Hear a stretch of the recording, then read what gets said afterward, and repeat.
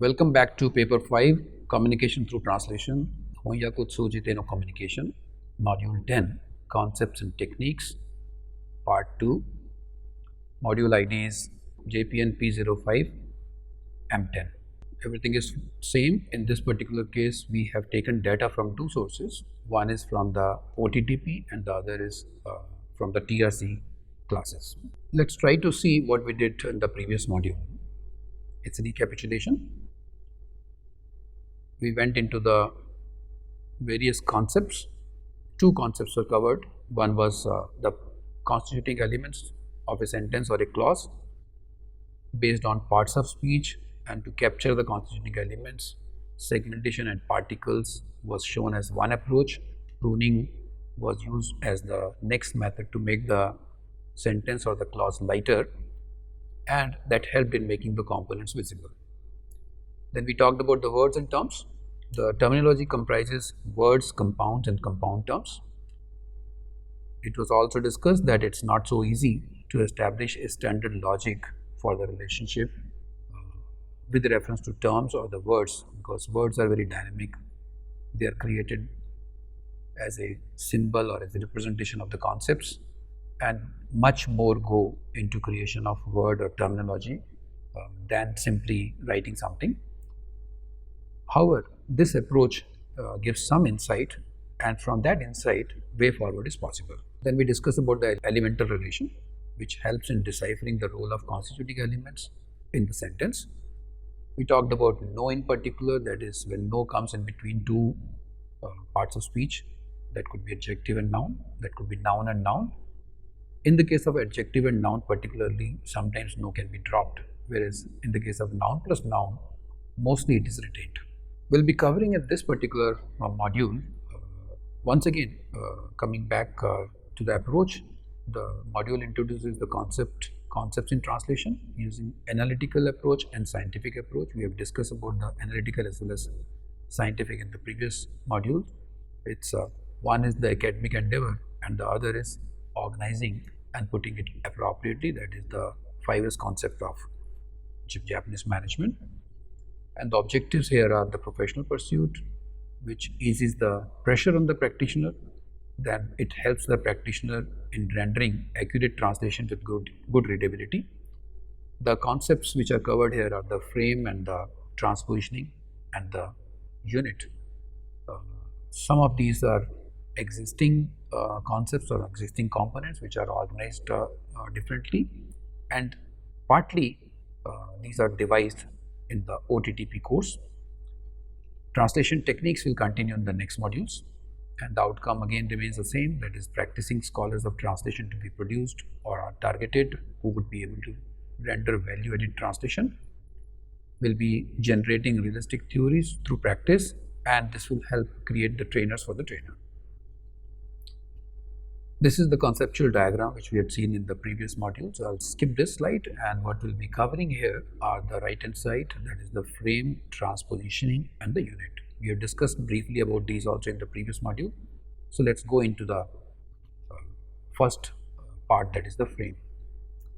Frame shows the structure primarily with particles and variables, and the variables could be noun, verb, adjective and other parts of speech.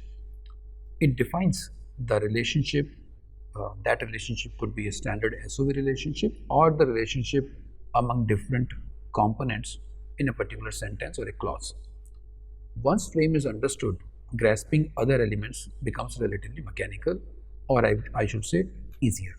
Let's see a demonstration for the frame. Chusho kigyo wa kakushu no keizai katsudo o okonaimasu. This is what we did in the previous module also. If we see here, Chusho kigyo is the noun, wa is the delimiter here, then keizai katsudo is the noun again, which is made object by o and okonaimasu. So if we do some pruning here, kigyo wa katsudo o okonaimasu, that means wa o mas. That is how it is. Eva bio okonaimasu, wa o mas. And it goes as an equivalent in the frame. Equivalent frame in the target language is A conducts B. You can see, though this sentence was known to you already, but you can see that the frame is captured and transferred into the target language. Remaining elements are filled suitably later on. The advantage of doing this process, or advantage of following this particular methodology, is to maintain the accuracy. Let's see why it is necessary. There is one example which shows the common mistakes. This is an example, slightly complicated, but let's see it first in a very simple way. It's Denshi Shinbaryoku no Shuki Naini Yoru Henka Keiko wa Bazkadearu. While reading, I have done some pausing in between. This has given you probably some indication, and you can see there are a few tendencies which are changed according to the period of electron affinity. This, of course, is not correct translation. Why it is not correct translation? Because the frame is not captured accurately. After some study, we find that only one particular character was not understood properly. Either the translator missed it out, or probably he thought that he is covering it, but in fact he did not cover it, so it's missed out. Let's see the step-by-step process, a solution approach. If we see, the frame capturing would be A no B naini yoru siwa bazkadearu. So it's Denshi Shinbaryoku becoming A no, Shuki nai becoming B nai, and Niyoru Henka Keiko is C, Siva Vazkadearu. Now just see A no B naini yoru Siva Vazkadearu. Slightly clearer now, and you can probably generate a frame, and the frame in English should be C of A for being in B is very small. This for being in B was a mistake, or was the error actually. But looking at this much only, Shuki naini yoru Henka Keiko, variation tendency for being in the period. Does it make some sense now? So what has happened is x ni yoru y is y due to x. This was something where the problem was. Shuki naini yoru was not understood. Shuki naini yoru is also a frame. Ni yoru and shuki and nai. So for being within the period. In this particular case, the translation 0, or the absolutely initial translation, could be, if you understand the frame very carefully, variation trend of electron affinity for being in the period is very small. Now this translation is correct, but if we see the second translation, that is TR1, variation trend of electron affinity, same up to here, for being in the period changes to across the period. Now read it again, variation trend of electron affinity. Now this across the period in place of for being in the period is actually coming from the context, and by understanding the context. It cannot easily come from Shuki nai niyoru, because there is no sense of across the period Shuki nai niyoru. If you find that it's difficult to reach that much of context, or to that level of context, this can be left out. But if you want further improvement, then subject matter knowledge is required, and the subject matter knowledge can be that somebody who is expert in this subject, he reads it, understands it, and rewrite it, and then it will be electron affinity shows a slight trend across the period. So there is some trend shown by the electron affinity when it is within a particular period. Accuracy in any case is sustained in TR0 to TR2, that is TR0, TR1 and TR2. Let's go to the next concept, and the next concept is transpositioning. We have discussed about it in the previous module also, very briefly. Just to recapitulate, the structural requirement of target language, it calls for transpositioning. Transpositioning improves the readability in the target language. It can be categorized as inter and intra transpositioning. Let's see in detail through some demonstration. First example which we are taking here is Monozukuri toyu koi wa shikoto doyo ni ningen koyu no itonomi de ari kiwamete kongen teki na mono de aru. Now there are some commas here, so it very clearly you can break the clauses at least at those commas. But if we try to pick up the frame here, The frame is monozukuri toyu koiwa at the end, mono de aru. It's represented in green here. Koiwa, something something, mono de aru. And the rest of the parts, that is Shikoto doyoni is one part. Ningen koyu no itonomi de ari is another part. Kiwamete kongen teki na is another part. If we see the equivalent in target language for the frame, the act called manufacturing is something, I think. And now let's see the other components, the other segmented components. The first one is similar to thinking. Next is human specific behavior. And then the next is very basic, maybe extremely basic. When we merge the two, that is the frame, the main frame and the other components, it comes as the act called manufacturing, similar to thinking, is a human specific behavior and is very basic thing. Some modifications in this can be brought in if we do some transpositioning. Similar to thinking process, it will begin with the second segment, similar to thinking process. The act called manufacturing is specific to human behavior and is extremely primordial in nature. Now, some people may say that there's hardly any difference between the two. Well, choice could be there, but the second one makes the flow a little better, a little smoother. The comments on this transpositioning. The frame was monozukuri toyu koiwa, something, mono de aru, and the other meaningful set of elements were Shikoto doyoni, ningen koyu no itonomi de ari, kiwamete kongen teki na. And if we see here, the act called manufacturing, similar to thinking, is human specific and is very basic thing. In the translation 1, there is no transpositioning happening. Minor frame modulation has been done, but that is to suit the target language only. In the translation 2, when we say similar to thinking process, the act called manufacturing is specific to human behavior and is extremely primordial in nature. Its transpositioning taking place, the frame transferred properly, and the meaningful set of elements handled individually. What we find here, that in addition to accuracy, the readability has improved here. Let's see another example of common mistakes. Then you will appreciate that the frame or the process of translation through the mechanism of frame is helpful.